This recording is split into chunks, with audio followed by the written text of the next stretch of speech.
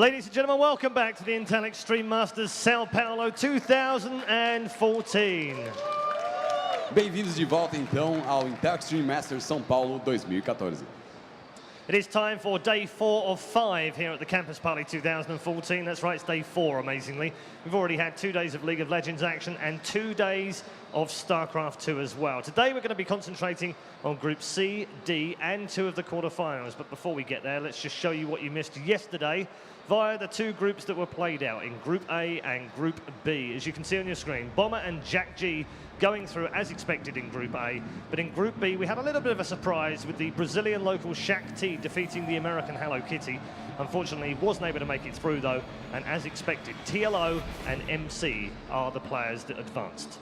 Então, como vocês podem ver aí, hoje aqui no segundo dia de StarCraft, a gente vai ter os grupos B, os grupos C e D, e ontem foi uma surpresa bacana, o Shaq T ganhando aí, eliminando o americano Hello Kitty. Foi um jogo sensacional, mas como era esperado, ele não conseguiu passar. Quem passa no grupo B é o TLO e o jogador MC. So today we concentrate on Group C and D to find our final 4 qualifiers to the quarterfinals, and we'll kick off with Group C, which looks like this.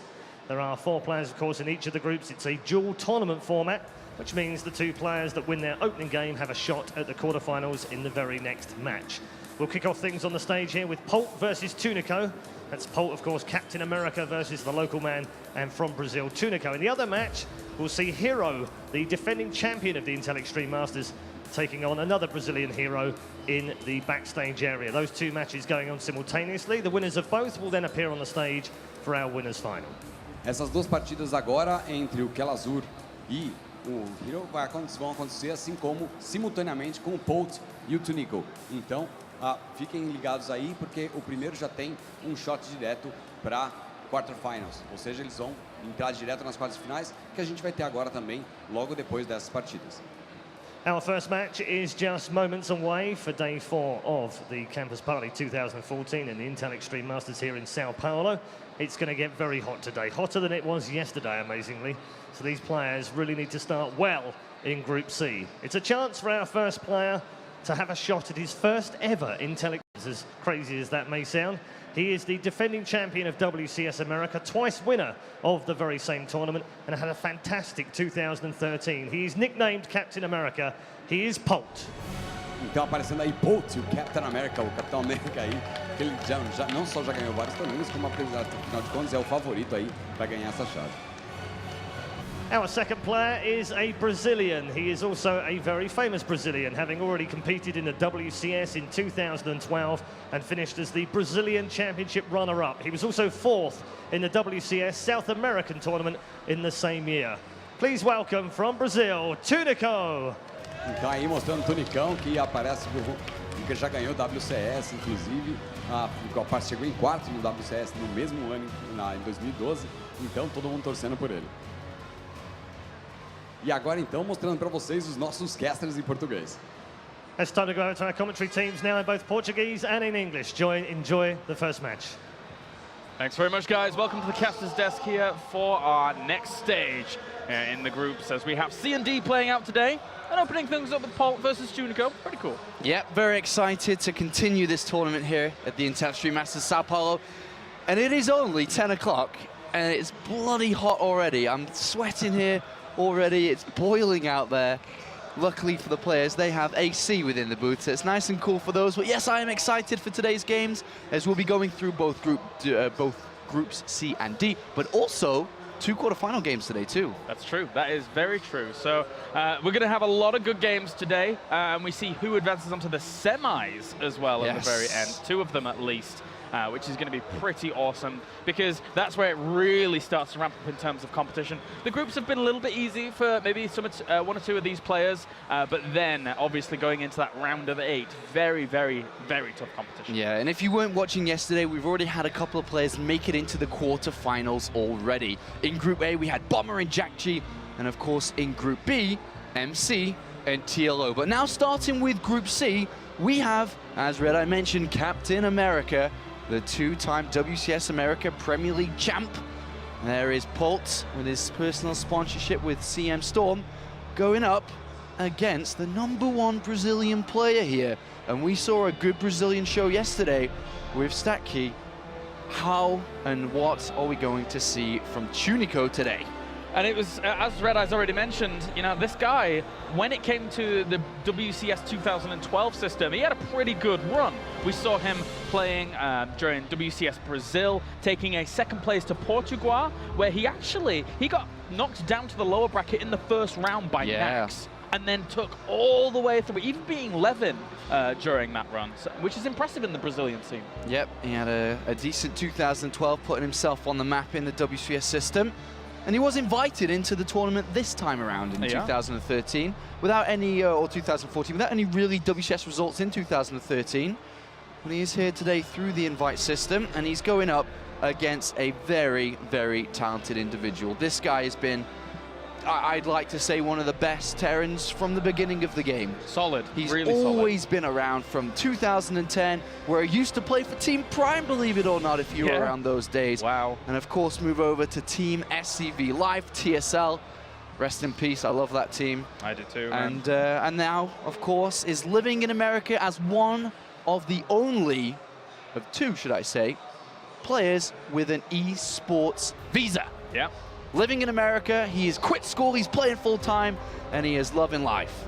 That esports visa thing is a big deal. Violet was the first player to get one, and now Polt is also right there behind him as well. Yeah, right behind him. And we'll see what's going to happen here. A lot of people expecting Polt to be able to take this one, and I think I believe it too. I'd be expecting that. But what are we going to see from the Brazilian here?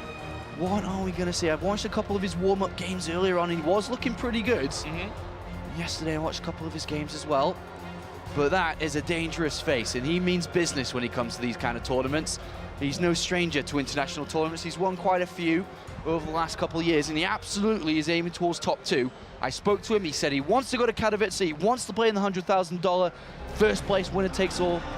He wants it, but this is where it starts for him. Tough draw for Tunico. Will he be able to make it through his first game? Representing KLG, down to the bottom left-hand corner, it is Tunico. And up to the top right, we have our blue Terran. Representing CM Storm, it is Polt. Polt being no stranger to $100,000 when we talk about Katowice. If you remember the Super Tournament back in 2011, who won $100,000? Mr. Polt, man. It was Polt. He's probably still got, well, actually, I don't know about that. I was going to say he's still probably got a lot of that money, but I don't know about that. But over his career, he's won so many tournaments. He won 3 tournaments alone in just last year with the 2 Premier Leagues and an MLG. He's absolutely on fire in the last half of 2013. But it is a fresh start for all the players, and I do like to look at it. Every year since the release of StarCraft 2 is a fresh start for each one of these players come January and February, which is where we are now. The off-season has been and done. Polt was in Korea for that. Went home for 4 weeks. Not too much StarCraft played, but a lot of family time, which I think a lot of us all did. Oh, yeah. But now the season's back on. And this is the first major tournament of 2014. And we have a Barracks, followed by Gas here from Polt. He will be opening up with a Reaper. And I think his playstyle here, especially because he doesn't really know too much about Tunico, is going to be very, very standard, by the textbook standard here. Yeah, I got to say so. For Tunico, though, going into this first game, as we said before, it's a little bit of a tough draw. Back in the previous WCS Intel Extreme Master Sao Paulo, unfortunately for him, his group stage run wasn't that great. He was in the same group as Feast, the Muslim, and somebody else, but unfortunately, X-Lord, in fact. And then during all of that, you know, he didn't take a single map. Can he do a bit better here his second time around? All right, so we have quite a regular build here from Tunico. Hatchery and spawning pool, not too late of an extract here to get that Zergling speed out to, of course, help with the Reapers and then, of course, the followed Hellions. And bear in mind, this is Group C of the Intel Extreme Masters. It does consist of CJ Hero and, of course, qualifying from the open bracket, the Brazilian Calazor. This is going to be quite an intense group, of course, with Polt and Hero looking to meet in this winners match. But can Tunico upset that? Can he upset that? He certainly could. He is one of Brazil's finest, and that's the reason that he got the invite in the end and qualified on through. So Let's see if he's able to deal with the initial aggression here by Polt, who sends his initial Reaper in, and is going to look for maybe 1 or 2 drone kills, but the Zerglings are already on the way to try and deter that. Yeah, it just needs to survive a couple of seconds against any Reaper harassment, which Polt doesn't decide to do here. And he's got the second Reaper about to pop out, and that will be joining the first one. And here are the first couple of Lings, and losing Lings is, of course, acceptable, but you want to try to keep them as live for as long as possible here. You don't really want to build another set of them. You want to always be building drones from this point. I gotta say, right now, he's corralled these Reapers into a pretty good position. They're not really threatening the main mineral line, and with that, the Queens have already got out. So this is good here by Tunico. Yeah, great start for him here against a world-class player. But of course, it's only the 5-minute mark, and there's a lot more time going to be thrown into this game. And here's already 1 death. So we have 1 drone down. Some may say that's kind of expected. I think the best players in the world, the best Zergs, don't really lose any drones, but 1's okay. That's why they're the best, man. That's why they're the best. Just needs to keep these Reapers away, but these Reapers are doing a lot of damage to this Queen, and it's not more so that the Queen could die now, is that when these Reapers regenerate, that Queen could be in danger, but there are 2 more about to pop out. Or 1 more from the natural. I'm not sure if the other one popped out from the main. No, he's only actually 1 more coming out. Sorry, excuse me. Just the addition of 1 on that. So this is, well, I guess 1 could eventually bank up, and he's going to try and get that creep going very quickly. But these Reapers still being very pesky, loses the Zergling. Still got 5 of them, and speed is about to complete in just 10 seconds time. So this stage of the game is over, and Polt, being the player he is, knows exactly that this is over and has retreated back to the further Zelmaga tower. But from this position, he has set up with the trademark Polt follow-up, which is the command center, of course, on the low ground, but then the factory and then starport here. He is taking a second gas, but it is a little bit later on, so it's not going to be for the switch up to go over to the Banshee here. And Polt does like to be aggressive from the get-go. He doesn't like to have a fast third command center. That's not his playstyle. He likes to have a hands-on approach, and great micro here from... Oh, I thought it would have been great micro if that Reaper had stayed alive. And it does die, but we are going to see a lot of heavy aggression come out from Polt. And Tunico's going to have to weather the storm, the CM storm.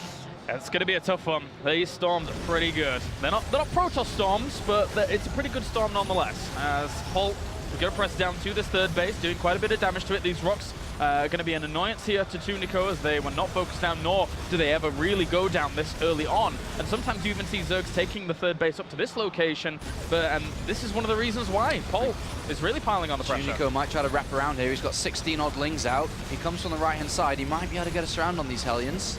Few more come along, though, to help out. Yeah, he's going to come around. He's trying to get to these. Polt not paying attention. Oh, really not paying attention there. Takes a little bit of free damage during all of that whilst they were throwing a volley down on this hatchery. The Zerglings do eventually get pushed away, and the hatchery is still under assault. Yeah, and with the additional Lings coming out here, he should be able to clean this away without losing the hatchery, but it's the follow-up I'm concerned of. We have a Widow Mine, Marauder, and Marines on the way, with the first 2 medevacs about to pop, or about to be constructed, then being popped. But when they come out and they do pop, they'll be quite difficult to deal with. Still a big flood of Lings, unit counts here. He's still at 49 drones during all of this, so not really a huge overcommittal to Lings. They are doing the job they need to do. So Tunico, despite taking a lot of damage at that third base, manages to, push this away. Yeah, he has pushed this away, but does he know the follow-up precisely to what's coming? Because if he's not ready for it, it could be quite dangerous from here. As his double upgrades on the way, of course, it's very standard from this point. And if he's able just to hold off Polt against this next assault, he will find himself in a good position because of his upgrades being earlier. He's in a decent setup. Polt has thrown a lot of money and investment into this. And Tunico, with that 1 Zergling, has got to be saying to himself, where the hell are your units? He's got 14 Zerglings about to come out here, but he has to protect this third base. It's already down to 445 hit points. Well, that's the thing. He has to know that that's the point of contention, right? He has to know that that's where his opponent's going to continue pressuring because it's so low. So now he's going to set himself his defenses up at this location. He still doesn't have these rocks down. It's very important so he can rally. Oh, does not want to lose his hatchery. That would be disastrous. Almost game over if that was to be the case. Cleaning up some of the creep in the middle of the map here. And those banelings, as you pointed out, very important. Widow Mine does end up burrowing. The Zerglings are going to flood up forwards. He's gone without the banelings, though. Yeah, he really, really needs those in this. The Marauder stays at the front. One of the baneling gets soaked up on that. That one baneling was not cost efficient. Good focus fire there by the Marines. Picks everything up. Even picks up the Marauder. And it's not over yet, though. Has to be careful. Really has to be careful about this. That Widow Mine is still present. If it gets a connection on those Banelings when they retreat out, then that's important. Doesn't want to be wasting any gas to that. Yeah, so far he did deflect it now then, so he didn't lose his hatchery. He's still in the game. He's a little bit behind in supply here, but with 11 drones about to go down to this third, he's going to saturate it. But he does need to start thinking about taking a fourth base momentarily. He's going to run into that Widow Mine in the middle of the map, which did kill 2 drones, as you can see there. But the next wave is already on its way. Baneless speed coming in, but he needs to get 2-2. But as you can see, without being really mining gas on the thirds, he doesn't have enough for 2-2 yet. There's something that will allow Polt to catch up in the upgrades. Yeah, that's going to come back to sting him if he's not careful. Polt currently taking a slight supply lead. Tunico catching up there with the 26 Zerglings that are now in production, but Polt, once again, cleans up all of the creep, and this is making it harder and harder for Tunico later on in the game. If Polt continues to suppress this creep moving on forwards, then how can Tunico ever do anything in the middle of the map? Yeah, he needs to really get creep spread going again. That's actually going to hurt him a lot, but great overlord movement there. He is able to get under that command center to delay it a little bit, and that's a lot of creep there, so it will take some time to get rid of, and also pulls Polt back. But creep spread needs to be present here. There's actually something which is missing. A fourth base should be coming down soon as well, which I expect in the next 30 seconds or so, but he really, really needs creep spread. It's going to be very difficult to engage into Polt, who is starting to really climb up with his army count. There isn't sufficient enough creep spread around.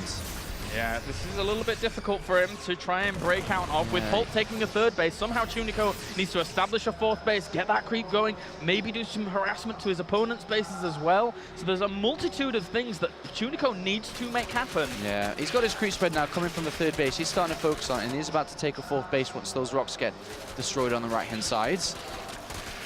But Polt doesn't really want to be going anywhere too soon. He's just trying to build up a big army. Zerglings moving back from those rocks, realizing that that's a little bit of a danger zone as those units do move forwards to the watchtower. Has to be careful. He's got a few Mutalisks out now. In total, 8. Gonna have a 9th pop in a second. And CM Storm Polt now sets up his Widow Mines, and this is a really good position here for Polt to take a fight in. This is beautiful, and he picks up a lot of Zerglings there. Tunico's gonna have to take a fight soon. Oh, he lost so many Zerglings there for absolutely nothing. That's really, really difficult. He needs good Baneling connections. He does have centrifugal hooks. Very, very important here as Polt now strays onto creep. He has to be careful as he does, but he separates those Marines forwards to soak up some of those Banelings. The Banelings didn't get the connections that they wanted. A big flank on the left-hand side here as the Banelings and Zerglings flood on forwards. Will he be able to clean up enough of these Marines? I think he will be able to push this back just barely. But he's lost a lot of Mutalisks there, lost a lot. And Polt at this stage is always trading off, remember. He's got the best economy he can have for the time being.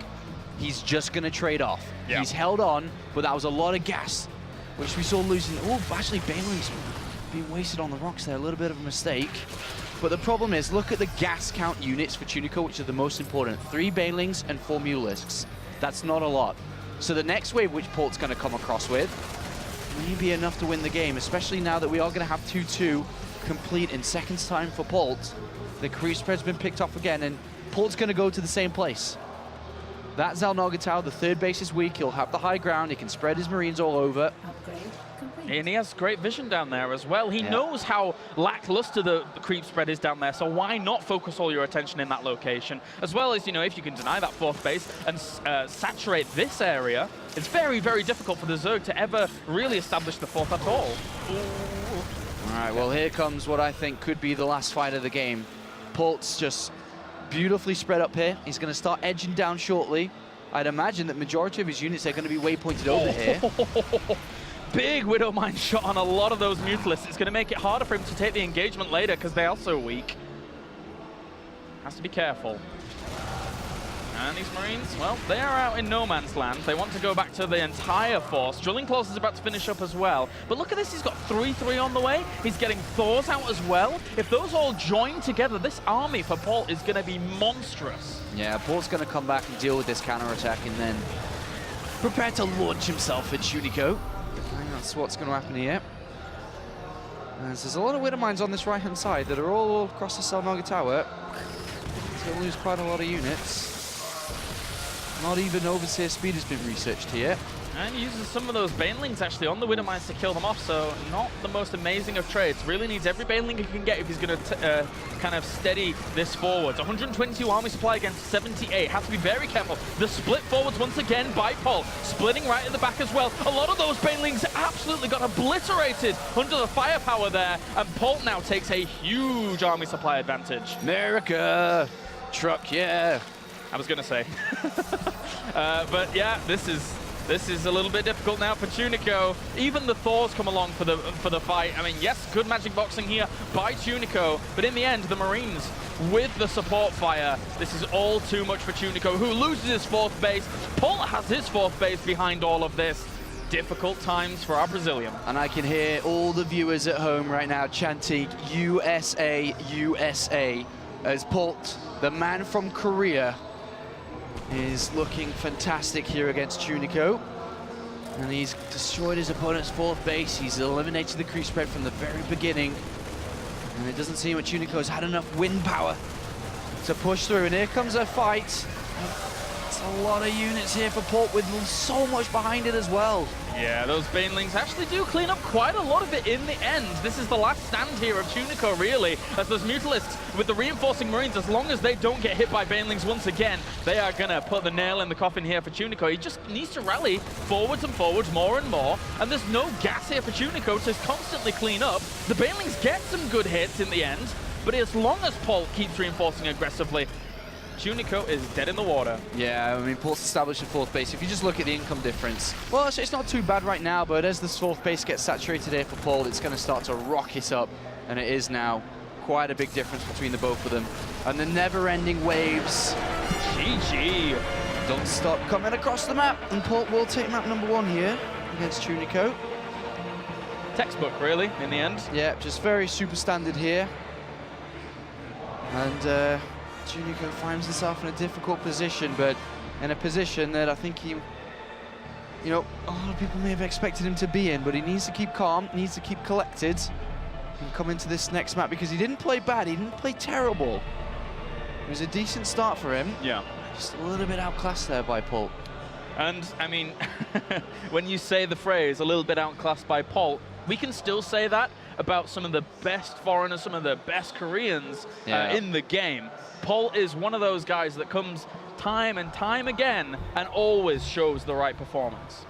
So, Tunico, we're looking for upsets in this group. We are really looking for upsets. A lot of people are expecting Polt and Hero to advance and fly on. But Kalzahar, as well as Tunico, will they be able to bring the upset here for Brazil today? Yeah, I'm not too sure. Of course, we have CJ Hero, the Singapore champion, one of the best Protoss players out there worldwide at this point within this group. And then you got Polt, the 2-time WCS North America Premier League champion, and it wasn't easy to win those Premier Leagues. I don't know, it's going to be a difficult one for these Brazilians, but we saw some magic yesterday come out from it, and there's always the opportunity for that to happen again here today. And Shakti, the player that did produce that magic yesterday against Hello Kitty, this guy, Tunico, during that 2012 run through 2012 Brazil for WCS, was able to defeat Shakti pretty convincingly. I mean, it was a long time ago, but this guy, in terms of Brazilian power, is regarded far higher than Shakti. So if anybody is going to bring those upsets, it will be Tunico. But can he? Can he indeed? Right now, simultaneously, a little bit different from yesterday, just to update you, is that CJ Hero is currently playing against Kalazar. And because we do have 2 quarterfinals to be played today, the first games of both Group C and Group D are played at the same time, which means the next game on stream will be the winner of this, which at the moment is in favor of Polt, the 1-0 lead, up against the winner of Hero Kalazar. But unless we see some special tactics come out from the Brazilians, the likelihood would be the winners match of Polt versus Hero, but still all to play for. As we do prepare for the next map, it is going to be on Frost, a 4-player map. And can we see something a little bit different here? Can we indeed? That is a good question. This is going to give Tunico a little bit of breathing room. Yonsu's a very difficult map for Zergs, I would say, against Terrans. It's very easy for a Terran to put on that aggression, and again, those rocks between the 2nd and 3rd make it very difficult as well. Yeah.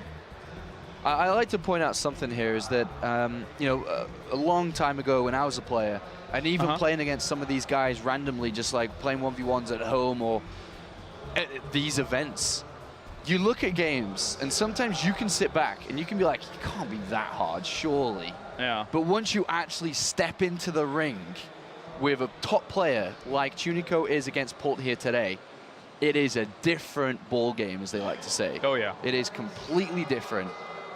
The pressure that rises, the mistakes which can happen because of nerves, it's completely different. And that's what I think Tunico may be experiencing now against Polt, who is a veteran in the scene. He's been playing at the top level for at least 3 years straight now. Coming into a 4th year, nothing seems to change. All right, well, now on to game number 2. I wish I could understand that exact feeling, Sean, but sadly I'm just here to shout. I don't have the pedigree that you do. You can have a shouting contest with them. That'll be, yes, I think I'll do all right about that. You'd feel the nerves against the Koreans like MC. Oh, yeah, if you had a shouting contest. I think MC could probably shout quite loud, actually. He is a bear. He is. All right, guys, game number 2, spawning up to the top left as our blue Terran. Currently 1 game up, representing CM Storm, it's Polt. And up to the top right, we have our red Zerg, representing KLG, it's Tunico. And not the most amazing spawns for him. No, I mean, not ideal. Cross positions is ideal here. And the main reason for that is his 4th base is just going to be a little bit more difficult to play with in this regard. As you can see, it's quite easy to take 3 bases here, but the 4th base is always going to be contested by Polt. Cross positions, it's a little bit harder for Polt to do that. But we're going to see Polt play quite an aggressive game here, but that's how he always plays, is very aggressive. He likes to kind of take control of the game from a very early stage. I mean, you can play that style. I think to name 3 players that play aggressive from the get-go and like to take control of the game, Polt, let's say for Terran here, doesn't get a fast 3rd command center very often, doesn't get fast upgrades, but likes to get units out and put pressure on you. MC with Protoss likes to be in your face immediately with units. The Stalkers are all over you. It's funny I say that, Stalkers all over you. His Stalkers all are over you. Yeah. And of course, with Mothership Core and just trying to be in your face. And then StarTel Life, getting Zergling speed early every single game. His threatening counterattacks is always present there. And that type of play can really, really be a good style in live tournaments where you do feel the pressure no matter what. But then, you know, when you're playing against somebody who is like that, it does create even more. No, I think you're right. Like, playing the aggressive style, you're dictating the flow of the game. You're dictating how... You're forcing mistakes out of your opponent. Yeah, so it's a very, very nice thing to see. I would say the aggression, you know, it takes a lot of skill to pull off good aggression and control as well as these guys do. Sometimes as a defender, you can just sit back, and if the aggression's not going to work, it's like, well, what are you going to do? And I mean, the reason why not everybody does play that aggressive style is because if there's a player equal to the task and can defend your aggression while keeping up his own macro, maybe getting upgrades faster, maybe taking more SCVs and more probes earlier than you do, and is able to defend against your aggression, he finds himself in the leading position the majority of the time. So that's why we do see players who do like to play greedy and not the aggressive style. But Polt's first Reaper, once again here, did open up for the 12 barracks, 12 refinery into the Reaper, double Reaper, and then Command Center is his opening build. Very easy to pull off for yourself if you try that at home. And then, of course, we had the hatchery, spawn and pull, and then gas shortly after it. Exactly the same openers for both players. Tunico, once again, isolating this Reaper down in the natural. Not exactly the easiest position here for Polt. 2 lanes killed already, though. That's pretty good. And he's going for a 3rd. Yeah, not too bad. Not too bad. Still buying time for the Queen to come out. A nice micro there will save one of those Zerglings to make sure that he's able to keep this away. All right, well, 3rd Queen is now starting here. And the Reapers are going to come inside. Remember, he lost 1 drone last game. Let's see if there's a difference this time. Already 2 Zerglings down. Does make it a little bit harder to defend. And another one, so he's only down to 3. May have to build another set, which is ideally not something you'd like to do. And that 3rd Queen is going to pop out again at the natural as well. So very, very in tune with game number 1 here is Tunico. Meanwhile, back at home, we have that factory finished. And the Hellions with also the starport, which will probably produce that initial Viking again to go Overlord hunting. Ooh, so close. Yeah, dangerously low Queen there, and only 2 Zerglings left. But I'd say that we would start to see maybe 8 Lings being built very soon, because Zergling speed is not too far away. And the pressure is starting to climb up quite high. Polt, not really knowing exactly if his opponent is building those Lings or not, is going to retreat back anyway and wait for his Hellions, which are about to pop out. We're not going to see some Lings built now to hold on versus that, but Tunico is going to take a third base. Thought about the north, but then decided to come south to take his thirds. Well, that might work out quite nicely. I think that if you take the north, when it gets a bit easier to, you know, harass that location and then drop in the main. You can put Widow Mines on the north of above the base. Yeah, it does become quite difficult, especially against Polt's style. Well, Polt did pull those Reapers back at just the right time after seeing the gas openers, so he didn't let them die off the speed. Not many Zerglings here, though. There's only about 6. Whoa. It's not enough for 2 Reapers and 4 Hellions. Well, they're going to start putting on the pressure. They already killed the Creep Tumor, so that's a good pickup there for Polt already to start delaying that. And he does get 1 Hellion for his troubles, but those 2 Queens are so low. He needs way more Zerglings out and about to deal with this. Really won't lose any Queens. He loses 1. Just because he didn't have enough Zerglings out to protect it. We'll need to begin another one. Oh, very close. That Queen almost dies off there. He manages to get 1 Reaper off the cusp of this engagement. Another one's going to protect itself quite nicely with these Hellions.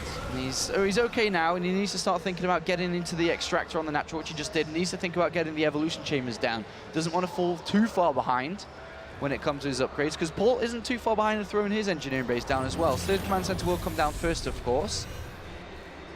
And the Medivacs will be on the way soon as well, so we will see exactly the same playstyle from Polt.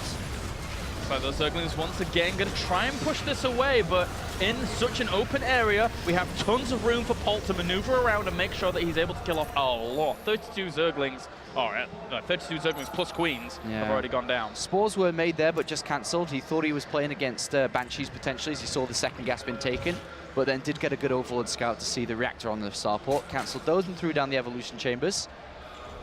And Nice Tunico finds himself a little bit supply blocked, unfortunately. It's 62 supply. I do like that from Tunico. It's the small things here that will try and keep him in this game. Otherwise, he'll just get overrun if he, you know, commits to something that he doesn't really need for quite a while. And Polt here, just sitting around in the middle of the map. Once again, now he has those 2 Medivacs moving out for the aggression. And this is where Tunico really has to prove his mettle. Will he be able to deal with this? Yeah, he took quite a bit of damage last time this happened in game number 1. So far, it is kind of equal. But can he deflect this? If he can deflect this and then just get back to droning that third base, he would be in a decent position. Already loses a couple of Lings. Needs every single one of them possible alive to be able to deal with this. Down all his Queens to deal with this. 1 Widow Mine burrowing in a good place, but that could be soaked up by one of those Queens, and it does get soaked up, so it doesn't connect with the Zerglings. That's the best possible opportunity here for Tunico to wrap around and try and kill off as much of this as possible, and does push Polt away. Does push him away, but Polt didn't really lose too much there. But there comes the 12 drones to saturate this third. All the Queens are there, so he's missing Lava Injects all over the place. The main base on the natural needs to get back to Lava Inject here, and his creep spread isn't that strong either. And Polt, of course, is going to go in again. He can always pick up and evacuate if it gets a little bit overwhelming. That Widow Mine. Drones! Oh, what a connection. He gets so many links, so many drones transferring as well. 11 workers died off during that, Sean. It's not looking good, is it? It's taking so much damage from this initial push. Oh, dear me, what a connection. I mean, Polt probably didn't exactly anticipate making that work, but whatever. If it happens, man. And now Polt's going to go ahead and take his third. He's got all his barracks up and running. He's got his 1-1 upgrades. He'll throw down the armory in the next couple of seconds to begin his 2-2 upgrades. And things are looking good once again for Captain America. And we are going to see another attack come out soon. 1-1 about to complete here, but 1-1 for Polt isn't that far away himself. At least the creep spread is starting to push out a little bit now. Yeah, he's able to make that stretch out, which Economy is nice. Is so weak for Zerg, though, at this point, after losing so many drones. It's only at 57. And now, can he do anything with these Mutalisks that he's about to get out is the question, which he's only going to have around 7 out if he wants to transition that really quickly. But if he does so quickly, he needs the gas available to him to deny this push. So he needs to morph in Banelings, and this is going to be really difficult. Yeah, and here comes another attack from Polt, just going completely untouched back at home. And that's allowed him just to continue to build up, to macro up, to add on what he needs to produce a sizable army. Now he's going to try and go for the wraparound on this small force at the front, but there's only 3 banelings left there. If those got focused down by Polt, then it's going to be very, very difficult time trying to morph in some of the back. This is very important. And look at that focus fire there from Polt to take out those 3 banelings in between that mineral line. During all of that, a few more are going to try and morph in, but Polt now putting on a lot of pressure, killing off queen after queen. The banelings morph in once again. He lifts up and evacuates out, but once that focus fire in that mineral line. Dropping one marine at a time on top of the banelings. Perfect. Meanwhile, a little bit of a counter-attack, but it doesn't really matter. Polt's production is too good. Does not do anything here. And again, Tunico's economy's been struck on that 3rd base. He's not mining off the gases. He hasn't got 2-2 on the way. He's got a very low drone count. And Polt in the income, look at it. There's a massive difference between both of them when it comes to how much money they're bringing in. Polt is the richer husband. Yes, he is, and he's making it happen. He is the sugar daddy of Terrans, and those banelings, well, they don't do too badly for themselves, but there's still too many Marines left over. Unit count, 27 Marines looking to reinforce. There's only 11 Zerg. There you go, GG. And Polt takes the Swift 2-0. Swift, it was very clean, very good play from Polt. And he moves on to the winners match in Group C very easily there, and very nice 2-0. And Tunico faces elimination now as he goes down to the losers match in Group C. And I'd imagine, without having the results at hand, he would be going against his fellow Brazilian, which would be broadcasted. We'll be covering all the games from here, but Polt moves on to the winners match. Now just 1 game away from getting into the quarterfinals, where he would guarantee himself that $1,000 and of course the chance to move into the semis and above. But Polt looking pretty good, and more importantly, for all the onlooking players who have already qualified, Bomber, Jack G, MC and TLO, Polt is a contender at this tournament. He certainly is. He certainly is. My money when going into this tournament was on Hero getting a back-to-back. And if that happened, that would be absolutely amazing. Yeah. But there is so much good competition here. In Polt, in Bomber, in MC. Yeah. We even have Babion here, who is technically, I would like to say, Code S Terran class. Absolutely. But, well, we all know how that's going right now. Yeah, absolutely. And we've just been told that Hero won 2-0 as expected, which means our next game on this stream, brought to you by Rotty the Hottie, and of course Todd, is going to be Hero, CJ's Hero, the reigning champion, I suppose we can say, of the InTouchStream Masters, who won the last tour from Singapore against Polt. What a game that is going to be. What a game. You are 100% correct. I'm looking forward to sitting back and watching that. But for now, guys, we can go to a short break, and then when we're back here at the Intel Extreme Masters, more awesome StarCraft action, Polt versus Hero.